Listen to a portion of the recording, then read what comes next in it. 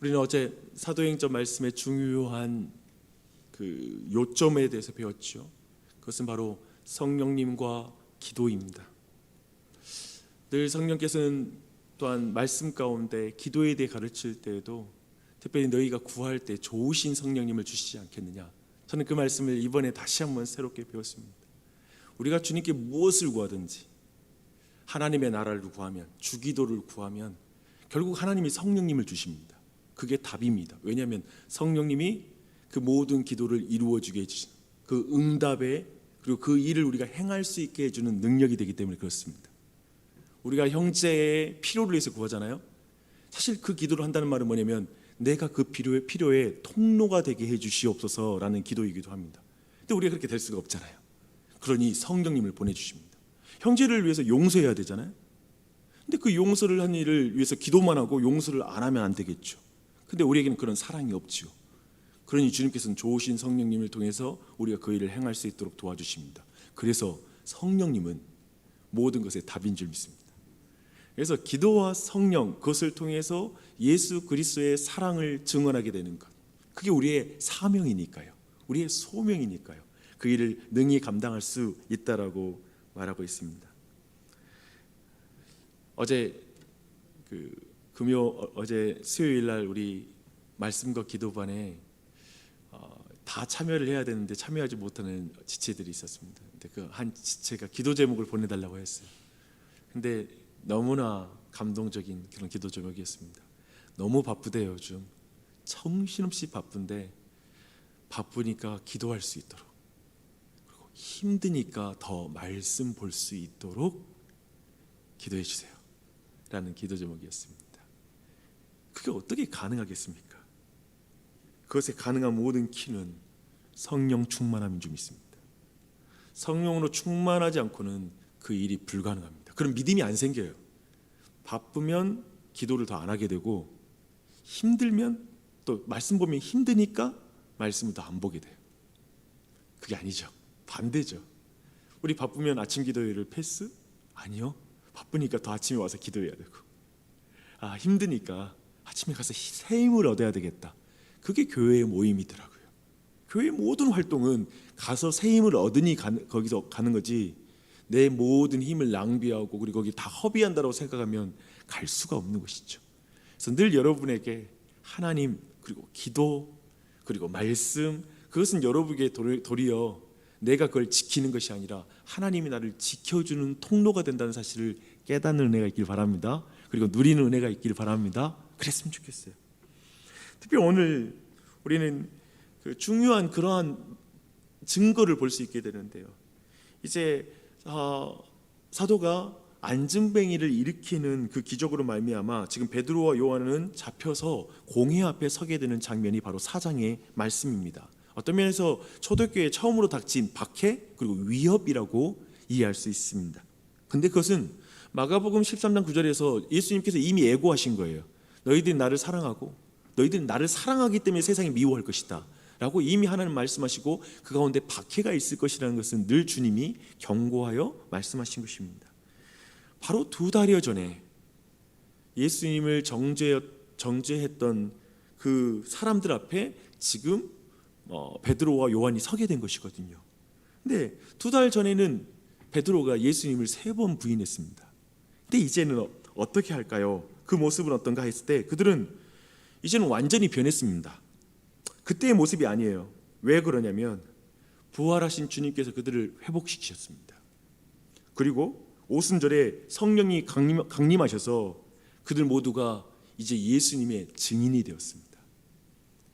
그리고 지금 여기에서 또 말하고 있어요. 8절이에요. 이에 베드로가 성령이 충만하여 라고 말합니다. 모든 열쇠는 성령 충만함입니다. 성령으로 충만해야 됩니다. 그 은혜가 우리에게 임하는 게 필요해요.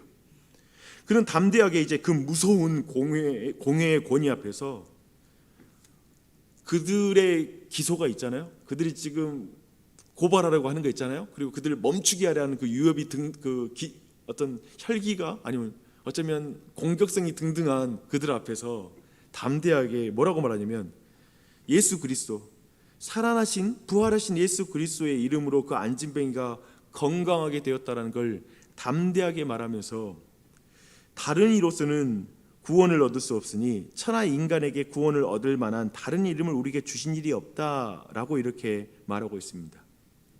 사실 이 말은 예수 그리스도를 십자가에 죽인 사람들에게 아니 당신이 죽인 그분으로 인하여서 이 사람이 다시 일어났다라고 증명함으로 당신들의 재판은 거짓됐다라는 걸 고발하는 내용이기도 하죠. 담대하게 말합니다. 베드로의 이 담대한 선언과 병 나은 사람의 존재 앞에서 증거가 있으니까요, 공회원들이 입을 닫습니다. 할 말이 없었다는 걸 보여주고 있습니다. 그들은 다시 예수님의 이름으로 가르치거나 전하지 말라고 협박만 하고 놓아줄 수밖에 없었습니다. 베드로가 여기서 공회원들에게 전한 그 말씀은 교회의 역사 속에서 유사한 상황이 있었던 경우가 얼마나 많았겠어요. 오늘날에도 그래요. 그냥 예수 이름 그 가운데 말 못하게 딱 우리의 입을 막아놓으려고 하는 세상이에요. 그 이름을 빼라고 말하고 있고 어쩌면 우리에게 위협하는 세상이에요. 그런 세상 앞에 끊임없이 그런 믿음의 사람들에게 이 말씀은 끊임없이 인용되었고 다시 고백됐어요. 그래서 여러분이 요즘 이런 고백을 했는지 보세요. 하나님 앞에서 너희 말을 듣는 것이 하나님 말씀 듣는 것보다 옳은가 판단하라. 우리는 보고 들은 것을 말하지 아니할 수 없다. 여러분에게도 이 고백이 있습니까? 세상 사람들 모든 세계관과 가치관과 그리고 교육관과 이런 가운데 애들 키우고 있고 일하고 있고 잠자고 있고 그리고 먹고 있고 집을 사고 있고 차를 타고 있죠. 근데 그 사람들 앞에서 나는 이 세상 하나님의 말씀을 제쳐놓고 내가 다른 말씀 듣고 다른 가치관 듣고 사는 것이 옳은가 한번 판단해봐. 그럴 수 없어. 우리가 보고 들은 것을 말하지 않을 수 없어. 나는 그대로 살아 라고 증인으로 서는 것이죠. 베드로와 요한은 예수 그리스도의 변호사가 아닙니다. 증인입니다. 증인이에요. 오늘날의 하나님의 교회는 예수 그리스도의 변호사가 아니라 증인으로 부름받았습니다. 그래서 우리는 보고 들은 바를 확신하고, 근데 그 확신이 없다면 어떻게 증인으로 살 수가 있겠습니까? 사랑하는 여러분, 확신하십시오. 그리고 확신한 일에 거하십시오. 그것이 중요해요. 그리고 나서 사도들은 이제 석방되어 예루살렘 교회 성도들에게 돌아갑니다. 교회는 이미 이 일로 인하여서 5천 명이나 더 증가한 상황이거든요. 남자만. 그렇다면 여자까지 포함하고 자녀들을 생각한다면 한 2만 5천 명? 우리 혁신도시의 한 70%? 그 정도가 하루에 변화되고 설교 가운데 변화됐다고 생각해 보십시오. 굉장한 숫자이죠. 그렇게 된다면 사도들이 그 전하는 이야기를 딱 듣고 나서 교회는 위축되지 않아요. 오히려 뭐라고 말하면 대주제께 기도하기 위해 무릎을 꿇었다라고 말하고 있습니다. 여기에 이 대주제, 전적인 주권 가운데 모든 것의 주인 되시는 통치자가 되시는 그 하나님께 기도했다는 표현을 쓰고 있습니다. 그리고 하나님의 그 말씀을 온전히 분별하면서 이제 기도하기 시작합니다. 아까 봤죠? 성령이 있고 그 다음에 또 기도가 또 나타나고 있어요. 그들은 지금 일어나고 있는 일들이 다 성경에 기록된 것이 성취되고 있다는 걸 잘 알고 있습니다. 기도를 마칠 때 그들이 이제 모여있는 곳이 진동하기 시작합니다. 이거 놀라운 기적의 현상이죠. 하나님이 이렇게 그들을 확신으로 인도하고 있습니다. 땅이 흔들리는 그 임재를 통해서 그들은 또한 다 성령으로 충만함을 받았다라고 또한 말하고 있습니다.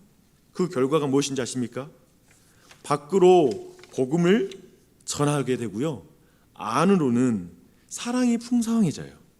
그러니까 사랑하는 사람이 되는 거예요. 밖으로 사랑하는 표현이 전도고, 그리고 안으로 사랑하는 것이 바로 모든 이제 이어지는 서로를 나누고 그리고 여러 가지 사랑의 행동으로 이어지게 됩니다. 먼저 그들은 담대하게 하나님의 말씀을 전합니다. 사도들은 큰 권능으로 주 예수의 부활을 증거했고 온 교회가 큰 은혜를 입었다라고 말하고 있습니다. 그리고 공동체는 더욱 한 마음 한 뜻이 되어서 서로 사랑하며 물질을 나누는 실제적인 교제가 풍성해져요. 이 일이 이어졌고요.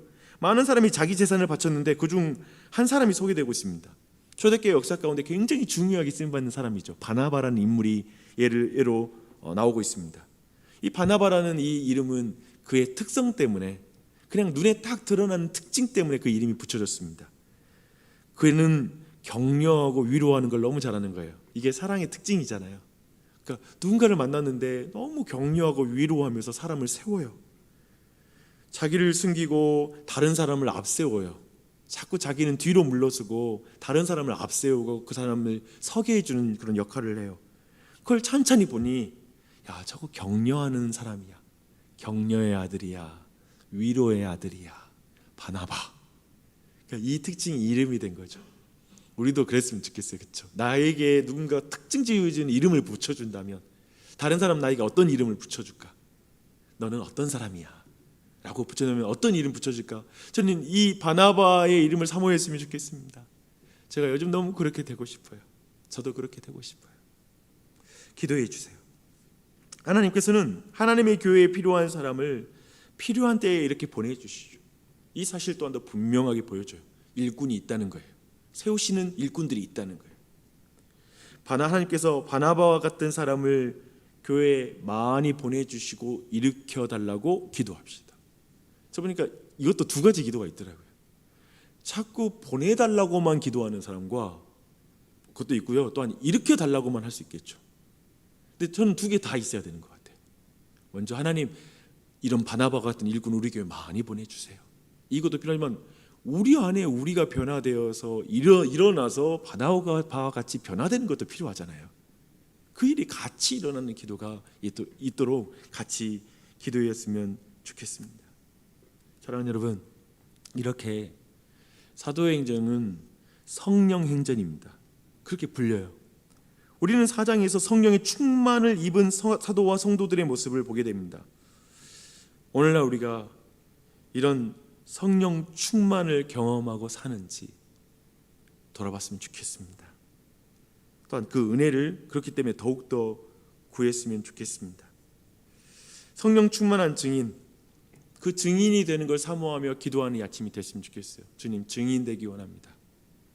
증인의 삶을 살아갔으면 좋겠어요.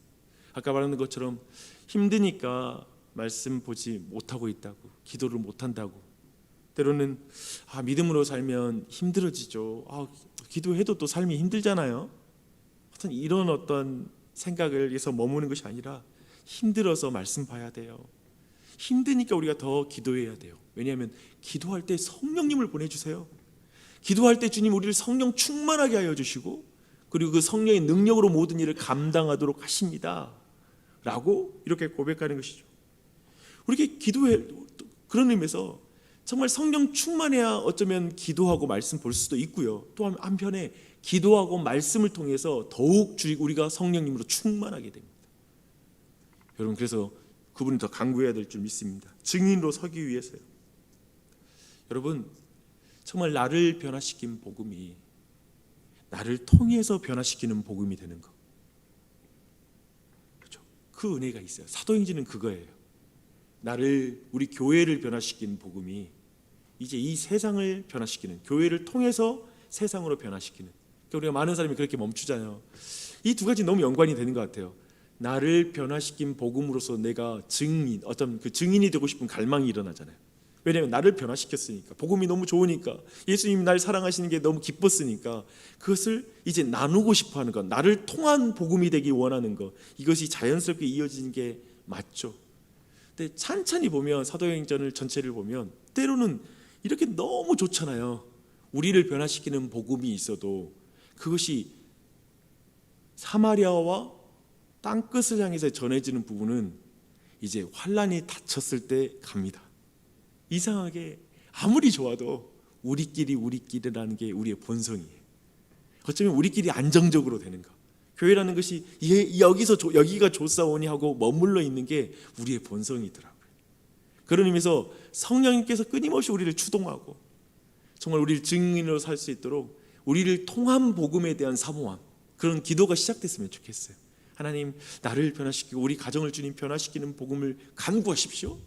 그 은혜가 임하기를 바라고요. 또한 나를 통하여, 우리 가정을 통하여, 우리 교회를 통하여 빛가람 도시가, 그리고 하나님 이 나주 땅이, 그리고 이 한국 땅과 온 열방을 향해 주님이 어떤 비전을 가지고 계십니까? 주님, 우리 교회를 향해 그러한 비전을 주십시오. 사도행전, 이 시대에 우리의 사도행전의 삶을 살 수 있는 그러한 교회로 나아갈 수 있도록 기도하고 간구하는 것, 그렇게 나아가는 우리 교회가 되었으면 좋겠습니다. 우리 기도하도록 하겠습니다.